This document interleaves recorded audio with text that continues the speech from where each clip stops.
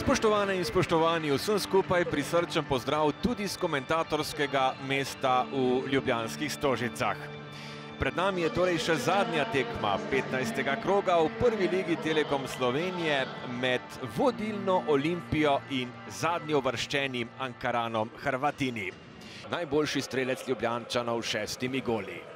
Visoka žoga v kazenski prostor, Bajrić do strela, še ena priložnost in gol! 1:0, vodstvo Ljubljančanov.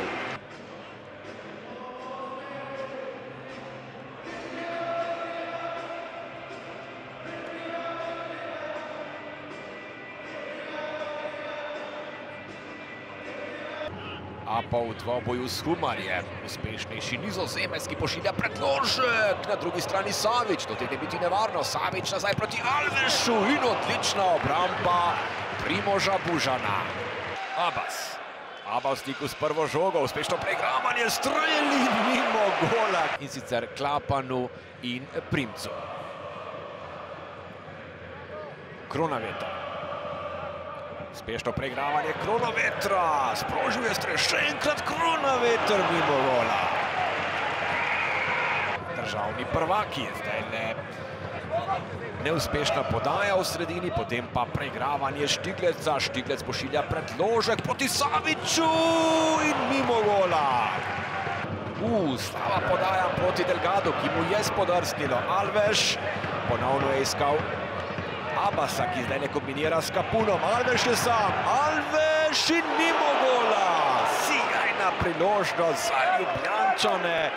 Iztekle so se 3 minute dodatka in v tem trenutku zaključni žvižg Romana Glažarja. Pa da, teška tekma jer nismo na vrijeme zabrali drugi gol, nismo odigrali dobro utakmicu, da sad ne idemo u nekakve detalje, ne filozofiram previše, ovo nije bilo na našem nivou i jedno što je bitno da smo osvojili 3 boda.